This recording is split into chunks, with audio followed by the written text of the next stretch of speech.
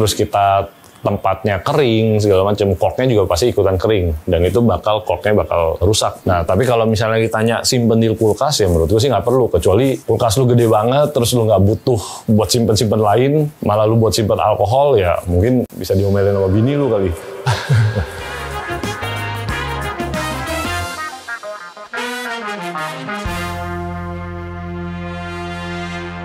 Halo, welcome back to YouTube channel Whiskey and Wine. Nah, hari ini gue sendiri lagi. Kalau kemarin biasanya gue ada Ko Andrew, terus biasanya ada bintang tamu, tapi hari ini gue bakal sesuatu yang beda. Nah, hari ini gue bakal jawabin pertanyaan-pertanyaan kalian. Nah, contohnya video-video sebelumnya banyak banget yang nanya-nanya di komen. Jadi sebenarnya gue dari kemarin tuh gue udah baca semua komen-komen kalian. Nah, hari ini gue ambil beberapa pertanyaan yang bakal gue jawab secara langsung di video kali ini. Nah, salah satunya pertama ini dari Johannes Lim. Nah, pertanyaannya, beda-beda umurnya whisky itu ngaruh ke apa aja sih? Dan review Macallan. Nah, kalau yang review Macallan mungkin next video nanti kita bakal review produknya. Cuma kalau yang belum nonton video sebelumnya, kita ada bahas tentang distillery Macallan sama tournya Ko Andrew di Macallan Distillery. Nah, kalau buat jawab pertanyaannya, beda-beda umurnya whisky itu ngaruh ke apa aja? Nah, jadi kan kalau kita tahu di single malt itu biasanya ada yang 10 years old, 12 years old, ada yang 15 years old. Jadi gue bahas dulu deh, beda-beda umurnya itu apa sih? Jadi itu kalau misalnya di video awal sebenarnya kita udah sempet bahas. Cuma gue bakal bahas sedikit lah. Jadi itu umur si whisky itu di aging di dalam barrel sebelum mereka di bottling. Jadi kalau misalnya ditanya beda umurnya itu ngaruh ke apa aja, sebenarnya beberapa komponen yang terpengaruh.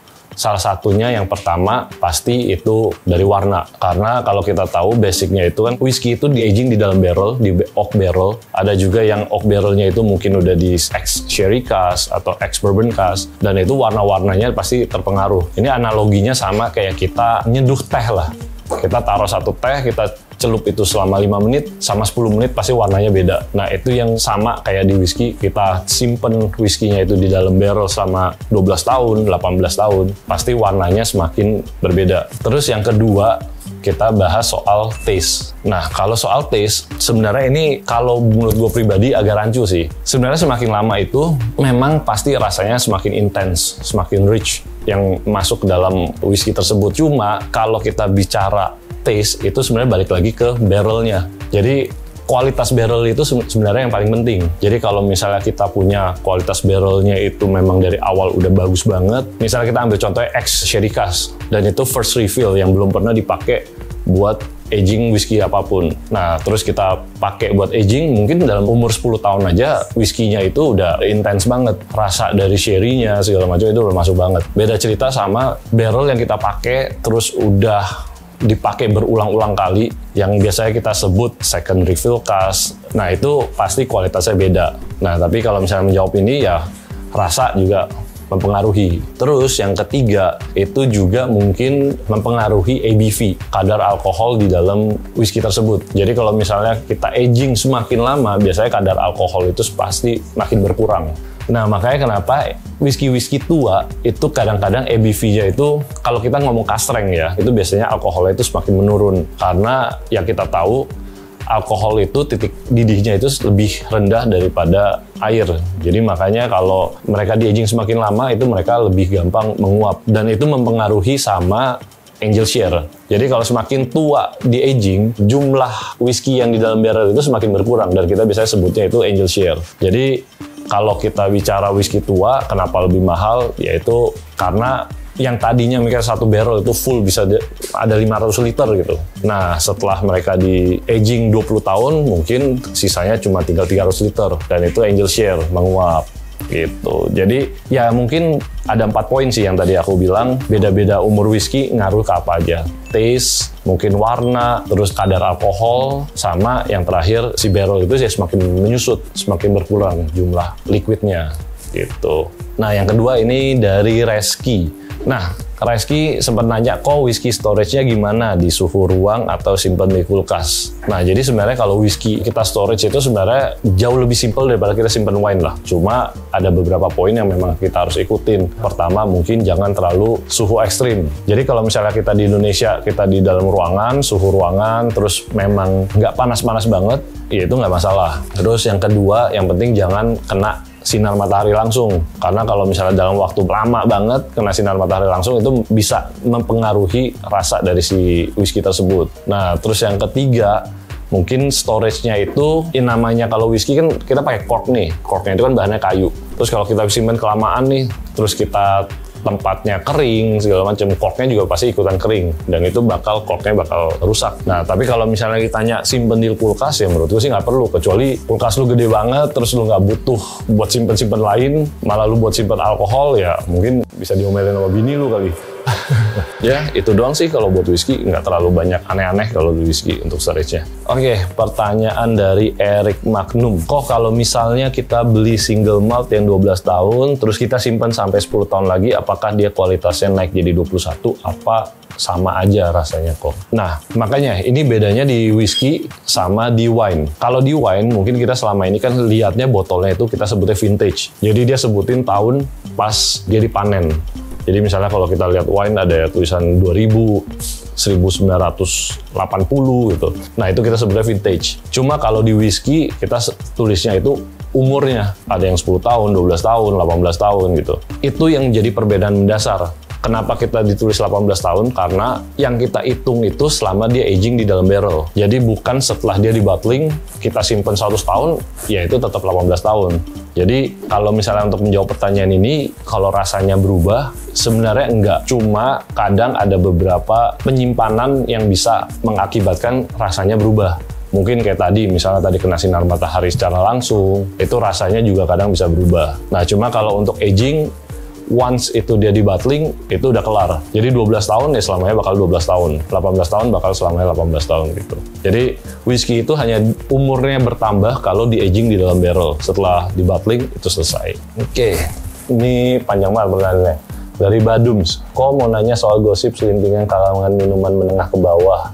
Ini stereotip minuman under 3 juta, bukan yang special series kayak koleksinya Koko. Enggak lah, gue juga minumnya juga yang sejutaan juga. Sering dengar katanya makin bening itu berarti kualitasnya makin bagus, dan ada yang bilang kandungan gulanya pun lebih rendah dibandingkan yang warna pekat. Apakah benar begitu? Mungkin kalau secara umum akurasinya berapa persen? Nah, ini malah gue jarang dengar ya. Malah kalau yang gue sering dengar malah kan orang biasa persepsinya whisky bagus semakin pekat, semakin gelap gitu kan. Nah, cuma kalau misalnya kita bicara kualitasnya makin bagus atau enggak, itu parameternya gue juga susah sih jelasinnya, karena di whisky itu kan yang kita tahu basicnya itu paling umum lah. Ada yang ex-bourbon cask, ada yang ex-sherry cask gitu. Jadi kalau misalnya ex-bourbon cask kita bicara dia udah aging 20 tahun, ya warnanya juga pasti tetap light juga gitu. Karena memang barrelnya itu nggak terlalu ngehasilin warna. Sedangkan kalau di sherry cask, kalau sherry-nya bagus mungkin 8 tahun pun warnanya udah gelap banget. Nah, tapi kalau misalnya kita bilang kualitasnya makin bagus atau enggak, ya itu nggak bisa jadi patokan sih kalau dari warna. Mungkin dari taste, terus dari intensitasnya. Emang ini karakternya seperti apa sih whisky-nya? Kalau misalnya memang mereka nonjolin sherry-nya, pas kita coba, oh ternyata sherry-nya berkualitas banget nih. Nah, mungkin kita bisa bilang kualitas whisky-nya memang menarik, memang bagus gitu. Dan ada yang bilang kalau kandungan gulanya pun lebih rendah dibandingkan warna pekat. Sebenarnya itu juga nggak bisa jadi patokan, karena kandungan gula itu bukan dihasilin dari warna sebenarnya. Cuma gue nggak tahu ya, misalnya kalau ada teman-teman yang pakar ahli gizi, nah cuma kalau setahu gue, kalau misalnya memang di whisky itu mostly hampir sama, cuma bedanya itu kalau dari barrel-barrel yang mereka pakai. Misalnya contohnya kita pakai di ex-sherry cask. Sherry cask itu kan dari anggur. Nah, anggur sendiri punya kandungan gula yang lebih tinggi. Ya meskipun itu udah barrelnya udah kosong, tapi kan tetap aja ada bekas-bekas dari si sherry yang masih nge-influence di whisky itu. Nah, biasanya memang kandungannya sedikit lebih tinggi gitu. Ya semoga aja jawaban gue ini bisa menjawab deh. Oke, next pertanyaan dari Rise Hardware. Kok gimana cara ngelatih lidah biar bisa bilang wah ini enak banget, wah ini kurang enak. Itu mesti gimana, dan sama pengen tahu mitos tentang whisky murah berkonde. Nah, kalau cara ngelatih lidah bisa bilang enak atau nggak enak, sebenarnya itu balik lagi yang gue bilang ke teman-teman. Whisky enak nggak enak itu balik ke preference masing-masing. Jadi gue nggak bisa bilang, kalau misalnya gue secara personal gue bilang whisky ini enak, belum tentu buat orang lain ini enak. Jadi menurut gue jangan pernah dengerin kata orang, ikutin kata hati lu. Kalau lu emang suka, ya itu emang udah cocok sama lu gitu. Jadi kalau misalnya mau ngelatih lidah, oke, lu misalnya boleh minum, coba beberapa jenis whisky yang berbeda, terus mungkin lu lebih mulai mencoba mencari setiap lu minum, ambil catatan, lu catat notes apa yang lu dapat dari minuman tersebut, biar lu bakal ingat. Kalau enggak, lu pasti bakal lupa. Mungkin besokannya lu pasti udah lupa rasanya gitu. Jadi misalnya lu coba hari ini lu minum A, lu catat lu dapat rasa apa. Besok lu coba yang B, lu catat lu dapat rasa apa. Dan ya begitu terus. Lama-lama pasti ibaratnya kayak di otak lu jadi ada library lah. Semua minuman lu jadi inget rasa-rasanya seperti apa, meskipun mungkin nggak 100% lu bisa inget, tapi at least lu pernah mencatat itu dan lu pernah ada memori gitu. Di whisky ini kan kita ngomong banyak banget karakter yang berbeda. Ada yang peated, ada yang sherry, ada yang ex-bourbon, ada yang mungkin karakternya spice banget. Nah itu kita bisa cari enak nggak enak, ya itu harus dari palate kita masing-masing. Nah terus next lagi, Indonesia juga produksi kah? Ini kemarin, ini dari video yang kita bahas whisky kali ya? Oh ini sigar. Oh, oke. Kalau sigar, memang kebetulan teman-teman gua yang di sigar emang banyak yang udah produksi lokal. Jadi salah satunya kayak video sebelumnya yang sama Jeremy Thomas, itu sigarnya udah produksi lokal, mereka di roll di Indonesia, tapi memang ada beberapa bahan daunnya yang memang masih diimport dari luar. Kayak misalnya mereka ambil dari Cuban, ada yang ambil dari Nicaragua, ada yang dari Dominika, tapi mereka ngeblend di Indonesia. Mereka misalnya dari Dominika mereka pakai buat filler, tapi wrappernya mereka ternyata ada daun Indonesia gitu. Dan memang diproduksi di Indonesia, orang rollernya pun ya orang Indonesia gitu. Tapi di luar itu banyak banget brand-brand lokal yang beberapa pure semua daun tembakaunya dari Indonesia. Jadi menurut gue ya itu salah satu hal positif lah. Karena Indonesia kan mungkin terkenal sebagai penghasil rokok. Untuk sigar, kadang ya kita masih memang secara konsumsi sigar masih jauh lah sama rokok. Tapi ya gue berharap one day sigar lokal bisa masuk ke market internasional dan jadi salah satu sigar yang memang kualitasnya bisa dibandingkan lah. At least sama-sama sigar-sigar kayak Nicaragua, sigar New World gitu. Ya contohnya sebenarnya sigar New World pun sekarang kualitasnya juga udah bagus gitu. Nggak kalah sama sigar-sigar Cuban. Indonesia kalau ditanya produksi banyak sekali gitu. Oke, next lagi dari Feilong. Nyalain sigar pakai light torch sama korek api batangan, apakah ada pengaruh? Soalnya lihat di channel luar katanya beda. Nah, kebetulan kalau buat jawab pertanyaan ini, karena gue bukan expert di sigar, nah tadi gue udah sempat nanya sama Ko Aldi nih. Jadi, harusnya kalau ada Ko Aldi bisa langsung dia jawab sih sebenarnya. Oke, jadi kalau dari jawaban Ko Aldi, kalau kita pakai korek api memang itu traditional way lah. Karena zaman dulu orang-orang memang belum punya light torch atau teknologi yang kayak sekarang. Tapi kalau misalnya mereka pakai korek api, itu masalahnya itu munculnya karena CO2 yang bakal di dalam sigar itu jadi lebih banyak. Dan itu mempengaruhi ke bitterness. Nah, kalau lu pakai light torch, itu lebih cepat, lebih ngebakarnya, dan CO2 nggak terlalu banyak, dan itu kualitas sigarnya bakal lebih bagus. Itu yang dari Ko Aldi. Jadi itu jawaban gue. Jadi kalau salah, salahin Ko Aldi. Next, mau pertanyaan sigar, ntar gue mungkin bakal ajak Ko Aldi lagi buat kita jawab-jawabin pertanyaan-pertanyaan tentang sigar deh. Ini dari video yang perbedaan whisky dan sigar palsu ya. Dari Ember Bocor. Berarti kebanyakan minuman di klub banyak yang fake, Bang. Nah, sebenarnya kita nggak bisa bicara barang fake itu beredar di mana aja sih gitu. Nah, cuma kan balik lagi kita sebagai konsumen kita harus waspada lah. Mau kita beli online, mau kita beli di toko retail, mau kita dikasih temen, mau kita dapat dari klub, kemungkinan itu selalu ada gitu. Nah, cuma gimana caranya kita bisa mencegah hal itu terjadi? Yang pertama, yang pastinya kita harus ada edukasi. Botol fake seperti apa sih? Yang mungkin kalau kemarin kita sempat bahas yang Hibiki 21, Macallan gitu kan. Tapi kalau misalnya hal itu kita udah tahu, ya mungkin kita bisa mencegah itu. Kalau misalnya kita bicara fake di klub, itu juga kita mungkin bisa minta ke servernya buat kita lihat dulu botolnya. Atau mungkin jangan dibukain sama mereka gitu. Jadi kalau misalnya kita bilang banyak atau nggak banyak, ya kita nggak bisa bilang juga banyak atau nggak.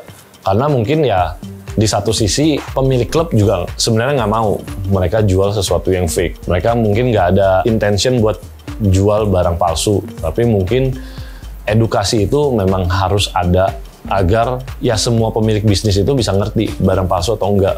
Karena mungkin ada kalanya orang yang nggak ngerti itu barang palsu dan mereka taunya itu asli tapi dijual lagi seakan-akan itu asli gitu.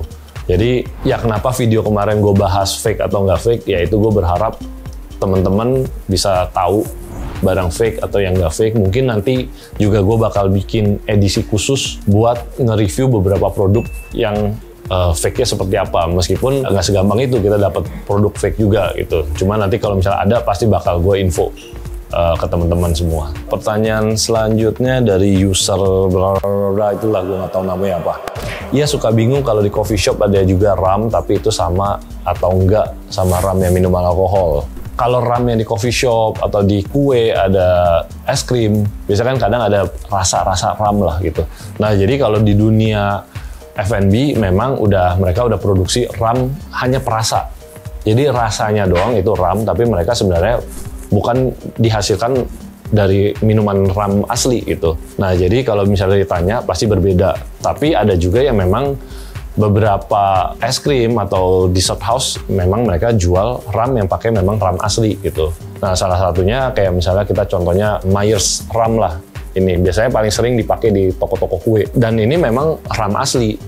Dan mereka mengandung alkohol, tapi biasanya mereka selalu tulis kue ini mengandung alkohol atau es krim ini mengandung alkohol gitu. Ya itu, sekarang ada ram yang memang perasa ram, ya sama lah kayak whisky, ada perasa whisky, ada coklat asli sama perasa coklat gitu sih. Oke, paling cukup sekian video hari ini. Kalau misalnya teman-teman ada pertanyaan-pertanyaan lagi atau nanti di next video ada pertanyaan, tanya aja, gue pasti bakal bacain semua pertanyaan kalian. Jadi kalau misalnya gue bisa bales di komen, gue pasti bales. Tapi kalau misalnya gue nggak sempet bales, mungkin nanti bakal gue kumpulin di salah satu video nanti. Gue bakal jawab pertanyaan kalian semua. Atau mungkin nanti bareng Ko Andrew. Jadi hari ini sebenarnya gue sedih banget nggak ada Ko Andrew. Gue juga capek ngomong sendiri. Oke, see you on next video and bye-bye.